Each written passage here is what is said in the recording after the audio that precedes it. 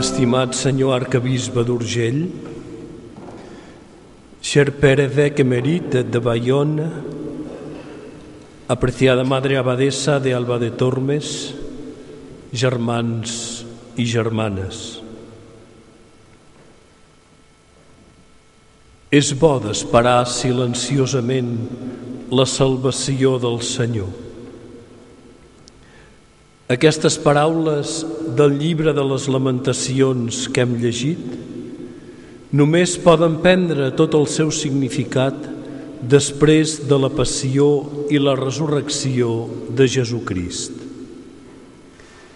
És també a la llum de la Pasqua que podem entendre el que ens ha dit Jesús a l'Evangeli. Ve l'hora que tots els qui són en els sepulcres sentiran la veu del Fill de Déu i si han obrat bé en sortiran per ressuscitar.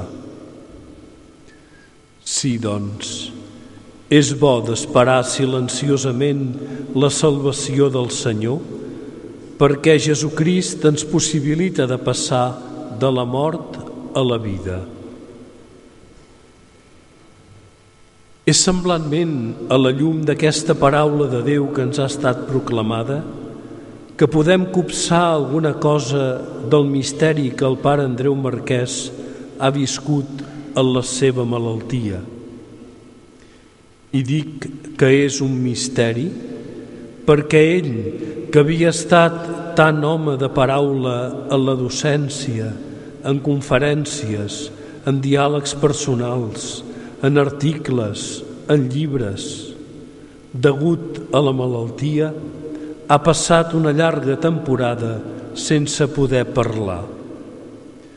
Només reeixia, i encara no sempre, a dir alguns monosíl·labs o alguna frase curta.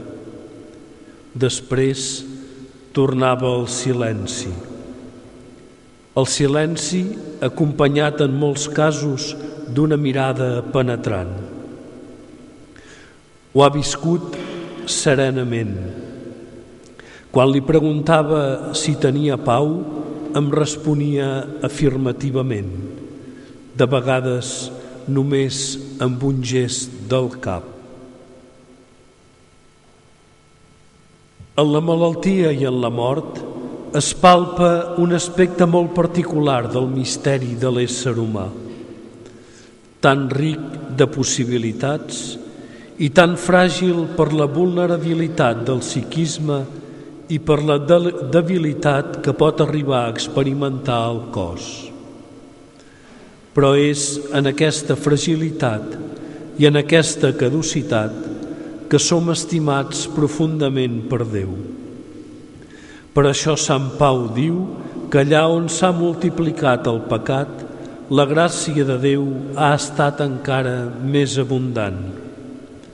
I això gràcies a Jesucrist, pel qual també, i és encara Sant Pau a dir-ho, som fets justos per la fe i podem viure eternament i regnar amb Crist. El pare Andreu ha cregut fermament en el valor salvador de la creu de Jesús. Fa pocs anys va expressar-ho en un escrit.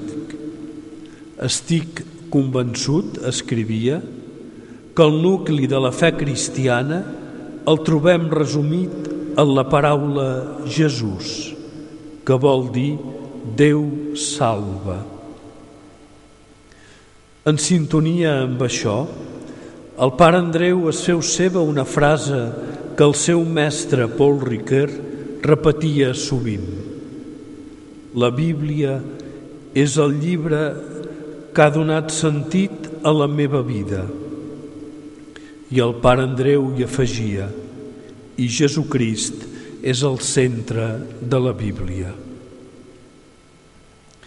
Aquesta convicció és com el testament que ens deixa. La persona de Jesucrist, centre de la paraula de Déu, dona sentit a l'existència. Ofereix una gran qualitat espiritual i una gran riquesa de vida i de pensament. És així perquè, tal com sentíem a l'Evangeli, el Pare, que és font de tota vida, ha fet que el Fill també ho sigui. I encara, els qui escolten el que jo dic i creuen en aquell que m'ha enviat tenen vida eterna. Des d'aquesta base cristocèntrica fonamental, durant molts anys el pare Andreu ha reflexionat sobre la raonabilitat de la fe cristiana. Ho ha fet amb la consciència d'exercir l'ofici de pensador cristià, tal com titulà el seu darrer llibre, publicat ara fa poc més d'un any, als inicis de la seva darrera malaltia. En el seu itinerari de reflexió intel·lectual, particularment sobre el misteri del mal i la raonabilitat de la fe, el pare Andreu se sentia ajudat, segons que ell mateix confessava, pel fet de meditar amb Sant Agustí sobre la font de la llum, de la vida, de la bonesa i de la pau, així com també pel de meditar amb Descartes sobre la idea d'infinit, per bé que això no li estalviava, segons que deixà escrit, de fer i de refer el salt de la fe.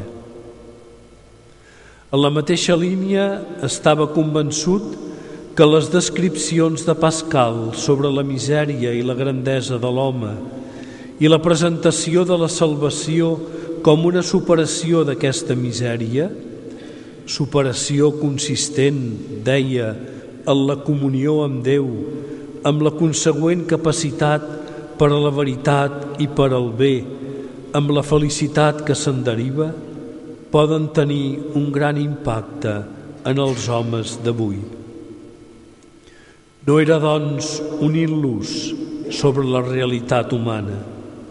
Sabia que l'home pot ser un llop per als altres, però creia que Déu estimava l'ésser humà malgrat la seva fragilitat i la seva ambigüitat. D'aquí el títol provocador d'un dels seus llibres, Evangeli per a llops. La projecció intel·lectual del pare Andreu era fruit de tot el seu itinerari de vida, de fe i de pregària.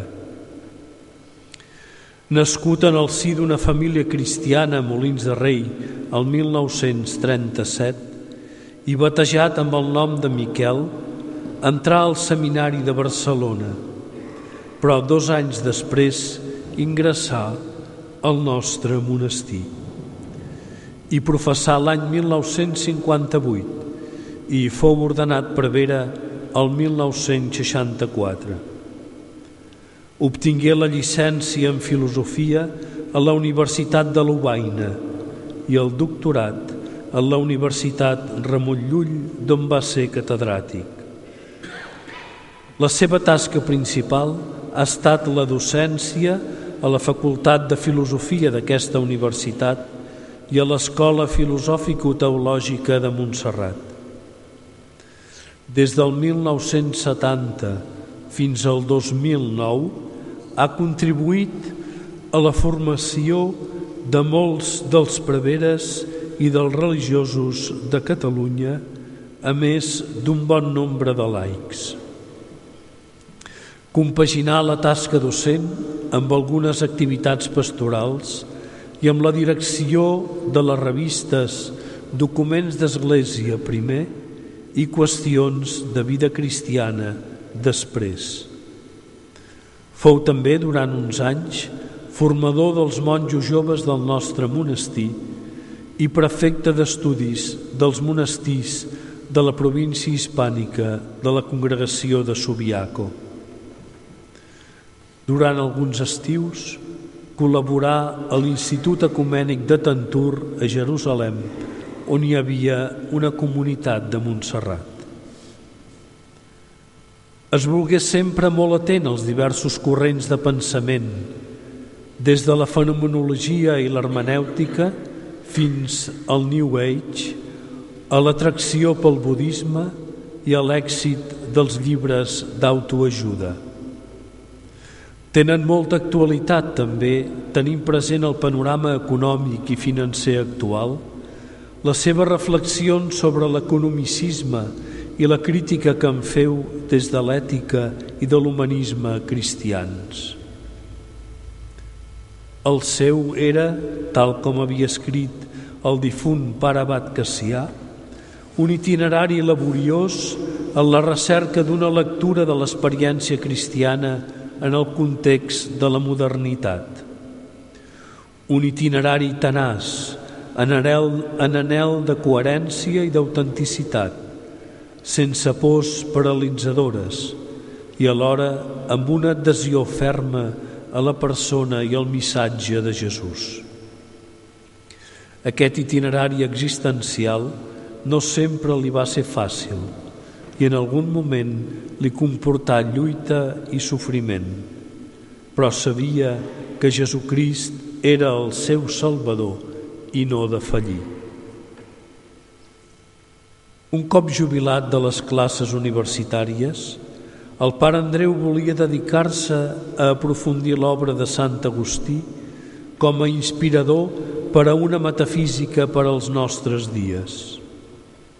Me n'havia parlat diverses vegades, demanant-me que les tasques que hagués de fer al monestir li permetessin de dur-ho a terme.